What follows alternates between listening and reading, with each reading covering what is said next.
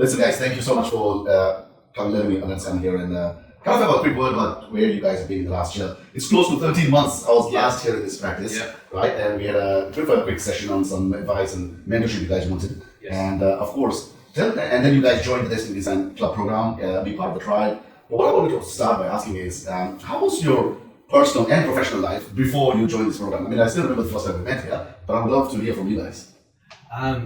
Personal life, I found I didn't have a personal life. It was all about working and trying to build a business, trying to get it going. And so it took a lot away from my personal life. And, you know, amongst the hassles of having young children, not hassles, but like the difficulties of having young children, trying to do, you know, everything in terms of, you know, running a household, but then starting a business. It was difficult. Professionally, I felt like my dentistry was pretty on point. The most difficult aspect I found was trying to then become a practice owner, the principal dentist of a practice. And I didn't really know how to run a business, but also how to be the principal dentist of a practice. And that's where I was. And you guys had just started. How long has it been? We had been there for a bit more than a year and a half. Yeah. But I would add to that, I agree with that, but also just burnt out trying to figure out how do we do this? How do we manage a young family and a business? How do we get it happening? We were just burnt out. We didn't even know if there was a path forward, how to do it. I'll be honest. I thought to myself, how can I be a great dentist, the dentist I want to be, but then also operate a business? And I thought, maybe this isn't for me. Maybe dentistry itself, like, I mean, you see so many people like yourself, like other people online on our forums and our groups, and you think, how did these people do it? And I thought to myself, maybe this just isn't for me. When I was younger, I thought I might want to be a pilot, so I thought maybe I just need to sit in a cockpit and just focus on one thing, and that's going to be my life. But yeah, and you know, I had seen a few of your videos that, like, you know, kind of triggered my thinking, and I'm like, yeah, really, and all that, and I just kept seeing them, and I'm going to give Kino a call. And so you took the first step. Yes. You became curious, and the only step, the first step you took was, let me just talk to this guy. Right? Yeah. And that's how we ended up here about 13 months ago. And even before that, when I first graduated, so 2015 was my first working year, one of my bosses at the time shared with me a flyer about a course of yours. Okay. And I really respected him as you know, a good manager of the business and everything. And so that's why I'm like, hey, it's 10 years now, and this Kino guy is still doing the same thing, so he must be good. So that's why I reached out, and I thought, let me just have a talk to him. Yeah. And you know, here we are. Okay, so of course, you've been in the program almost close to a year, things have changed, but what I'm also curious to know is that I came here 13 months ago, we had a half a day session here. What then made you join this program, the 1-year mentorship and coaching program, where I help dentists scale and succeed in the practices? What made you guys join? What are the decision factors? I think that, you know, we got a lot of insight into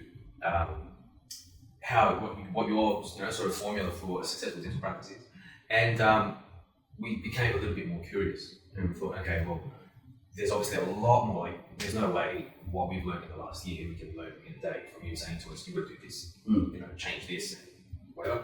I think that really what kind of drove us to join was that, like, okay, we can see there is a path forward.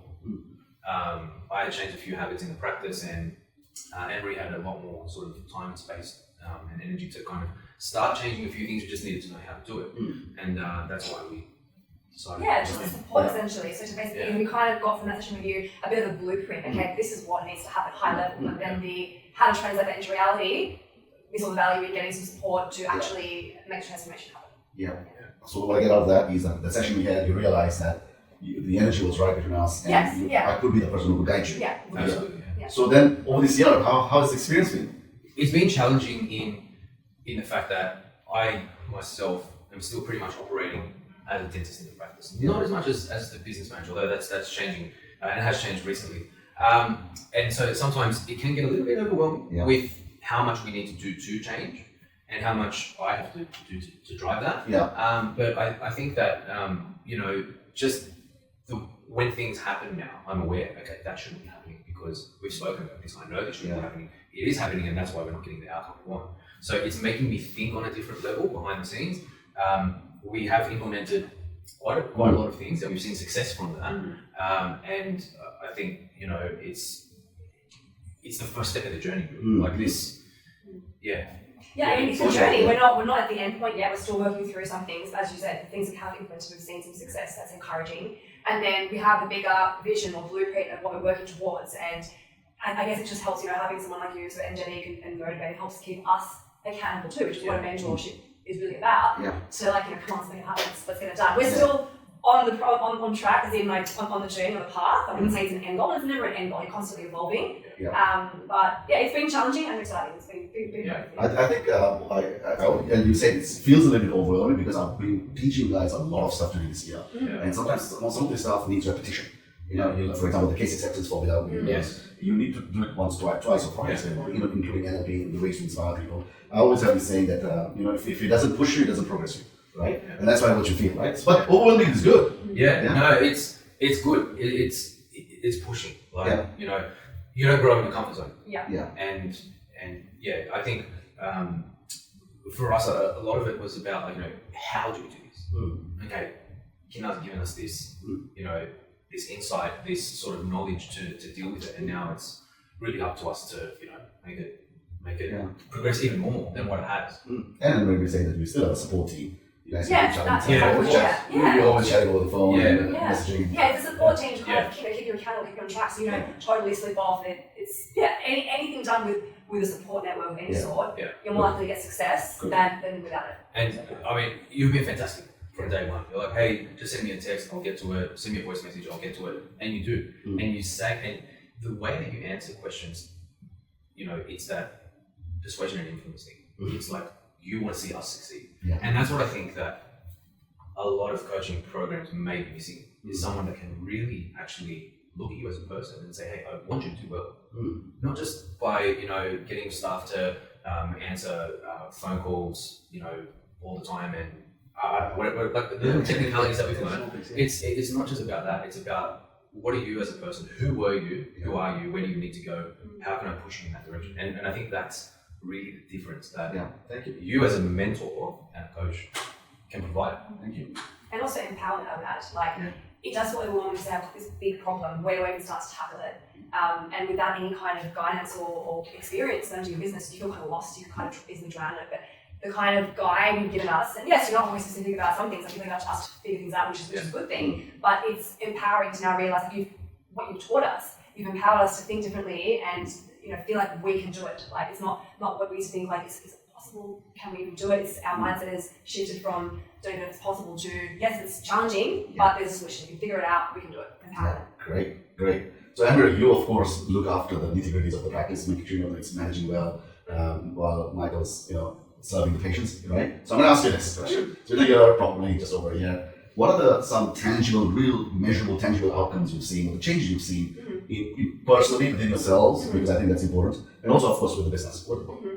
Name 3 to 5, maybe. 3 to 5, okay. Well, tangibly, top line, obviously, we've had a revenue impact, impact from that, and that's not me a person, that's more junior case acceptance, but it goes through the whole team, through the service we give, all the inputs into the whole end-to-end customer process. So, tangibly, I would say that's the biggest outcome. If you want to say, how much percentage increase would that be? I have no idea. Roughly, I haven't calculated it, but at least say 30 to 50% really, year on year. 50%. On an annualized basis. On a monthly basis, if I consider, what, I've taken into account how it would be a year ago, we're probably at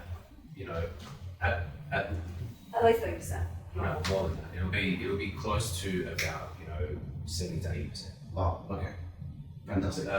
Almost. Oh, year on year. Year on year, based on months. So, 7 to 8% monthly increase in income. That's phenomenal. What other tangible outcomes would you say? We've had success in things like getting cancellation rates down, rebooking rates up. So basically, all the underlying factors that lead to overall success in revenue, all those signs have headed in the right direction. The leaky buckets. The leaky buckets. The leaky holes in the bucket. What about your online reputation? Yeah, also we made a big change there. So when we saw we were in the process of getting website sorted, so our online digital presence has improved tremendously. It was pretty standard. It was just open the shop, get a quick site up. It wasn't what it needed to be. Yeah. So on the online space as well, it's transformed completely. Yeah, it's interesting you say that because we just had a quick word before this regarding your website, and your website is a beautiful website, and you guys have put all the effort into do that. But just a few tweaks here and there, which we discussed could help move on. Yeah. Right. What are the? Give me some personal outcomes, changes you guys have had. Well, personal outcome is things like, I would say from a personal perspective, like when we met you last year, Michael was like, I want to have time with my family. I don't want to be working 6 days a week. So the biggest tangible one was you're like, stop doing Saturdays. So he did something entirely, but he cut it down to 1 per month rather than 2, 3 per month. So the biggest tangible outcome is time with our families. So Saturdays, we have that back essentially. Yeah. Wednesdays as well, you help people leap to feel empowered that I can do this. I can have like a high value treatment day. I work less hours so you can be there in the morning, see your kids, pick up my daughter from gymnastics in the afternoon. Yeah, nice. So there's a tangible outcome in like the time and the connection we have as a family. And I think that means a lot to us. It does. A lot of families miss out on that, and you guys are at least at that stage moving forward. You have holidays as well. Yes. A couple of holidays. Yes, I think for me personally, the big thing that's changed is learning to wipe away old belief systems that are just limiting, and not only in my dental practice, in how I manage cases and things like that, but anything in life. Like I used to just how I treat my kids, how I talk to people, what I think of other people. Just hey, like, do you really believe that? Just step back. What if you? Yeah. So things like that. Like just big things though. No, I know. Even going back to like NLP, I guess GPS for you as well. I'm not a practitioner, but being able to communicate better or differently with people and have a different outcome. Even that's a personal success, I would say. I started using it on my family. I started asking them questions rather than talking and telling. And I'm like, no, I'll ask you a question, see what you think. And just little things like that have just opened my mind as an individual. Forget the dentistry side of things. Like that. It's and that's what I mean. That's why I think the course and the coaching that you provide is so unique. That it's beyond just dentistry. Like so many aspects of it. So here's a quick question. How have you two, husband and wife, but business partners as well, how have you changed over the last year? Or how has it affected you? I think it's definitely helped our communication. Especially with the mindset stuff. Sometimes we're on a bit of a different wavelength in how we approach things. It's helped us kind of both make sure we've got an open and a growth mindset to certain things, so we at least know we're aligned in that respect. And then also on the communication, like the skills you learn in your course for dentistry, they apply to any kind of relationship, whatever it is. So that's always beneficial too. I've always seen you guys as a partner. I've always seen you guys as a partner, right? And I mean, I think like just me personally. Actually, what's the line that I say that Kim asked us to and I said, what's that line? I can't remember. It'll come to me though. There's a line where in the kitchen I had like a bit of disagreement, and I threw this line at him. No, it was in here, and I'm like, I won't say this in here. And you just pause. And you're like, so it made him like stop, and rather than continue the argument, you're like, okay, I need to it maybe it was change of state or something like that. I can't remember. We just change of state. We use some more one-liners. We just throw them in there, even on a personal. What would Kinan say? I mean, a lot of things like that. And I mean, that's where the influence has helped us as well. Like I said, it's not just a course about getting your practice up and running and reaching particular profit margins and stuff like that. That's obviously part of it and very important. But just the change, and I mean, it's only been a year, and I've said to Henry how many times, I'm glad I met Kinan and I reached out to him now, then 10 years down the track, when I'd still be battling, thinking, what have I wasted my life here? But really, we came in at a good time. And I reached out to you and I met you, and now I think of you obviously still as my coach and mentor because you need to push me at times, which is good, but as a friend and someone that I remember thinking last year on your birthday, I was like, thank God he was born. Thank God he was born, and I crossed and I thank God I'm staying on that. And I just think to myself, like, if more dentists could, especially the young ones, especially the younger dentists that are coming up, because it's very different to when I graduated. It's also very different to dentistry, when 20 or 30 years ago. They need that encouragement and coaching, and I think dentistry has become so much more complex than this is a problem, treat the patient, see you later, next patient. It's much different for that. So I think to myself, it's great that we've met you and that you've been able to guide us on this path. So It's been my pleasure always. So one more thing. Part of this program, of course, we are part of a tribe. Yeah. Where everyone pushing each other, right? Yes. Tell me something. How have you felt being just not here, but part of a bigger picture? I mean, I think it's great because you can see that there are people that are 1 year ahead of you, or 5 years ahead of you, or 15 years ahead of you. People that are really successful with their practices, they still want this. They still want coaching. They still want someone to say to them, hey, you can improve in this way, that way. And then it also makes me think, wow, they're doing really well. So it's inspiration. Yeah, so it gives you some inspiration. It gives you some help as well, because you can say, hey, how are you managing with this? Or you've got a CEREC, how does it work for you? Show me your restorations. Oh, okay, maybe it's something I'll consider. So it's nice having that tight-knit community. Sometimes, the industry is very competitive. I don't know why, but the whole industry is very competitive. But it's nice to know that there's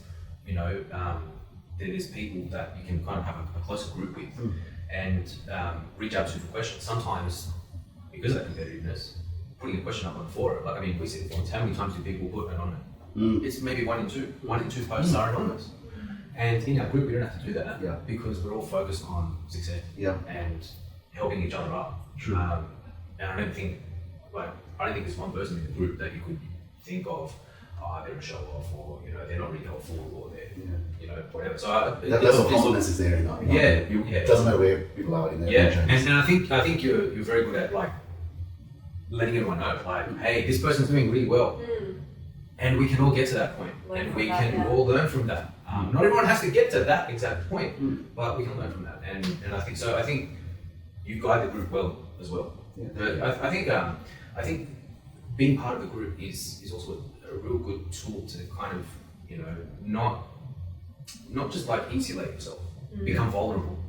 Say, hey guys, I remember Riz the other week was saying, I had 6 nurses not turn up today. Yes. And just how can we manage things better? Does anyone have any ideas? It's great. I think. Everyone shares their successes, challenges, what they didn't do well, what they did well, what they failed, what was the feedback, and just asking questions to each other. I think that's important. The other thing that's nice about that as well is that it makes you think that, okay, if I do something wrong, something doesn't work, other people get it wrong too. Other people who are very successful get it wrong as well. And then it makes you feel like, I don't know, when you were saying to me a few weeks ago you're having some issues with something, and I'm like, wow, so even when you've got to practice for a long time, and loyal and you teach people, it can still go wrong in your own place.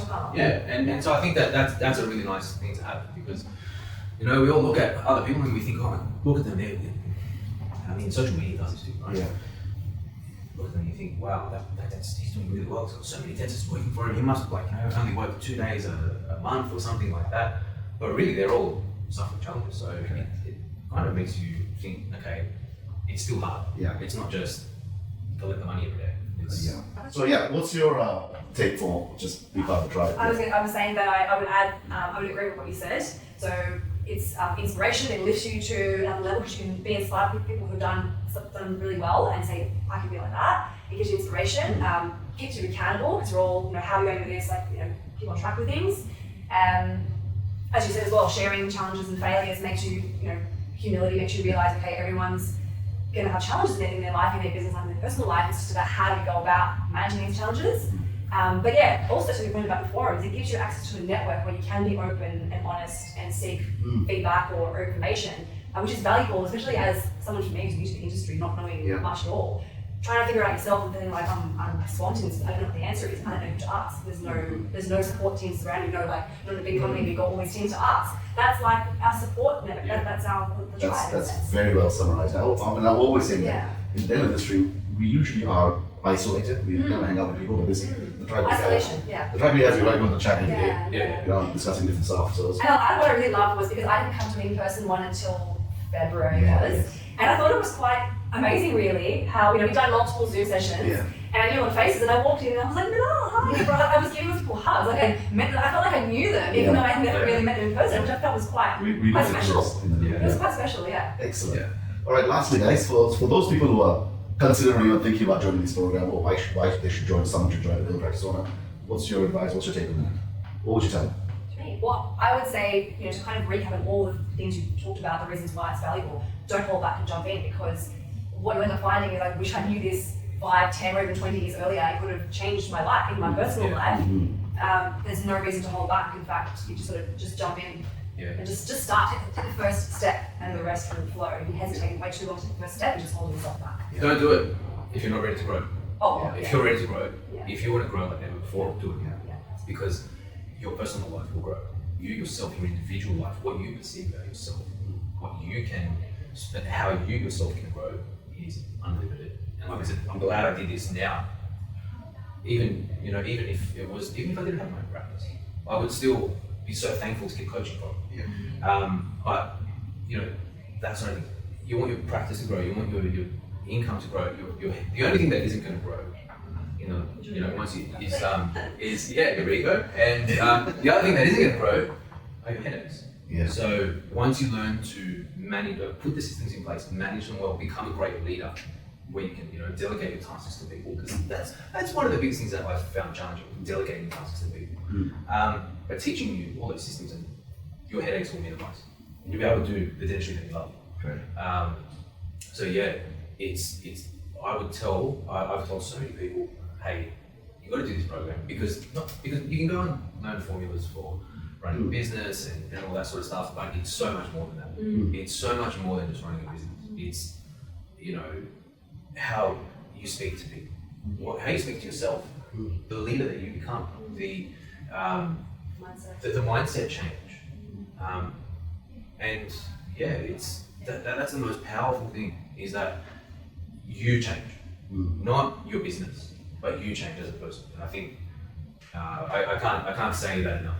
Beautiful. So beautiful. Like, guys, thank you so much. And you guys are always awesome. I love it. Thank It's the second time I'm coming to your practice, Shire Smiles in the Shire. Yeah. Right? And Miranda, and let me just say that this is still the same. I remember it's beautiful. I love the warmth you guys have in practice, but that also reflects your character, because you guys, have made this happen.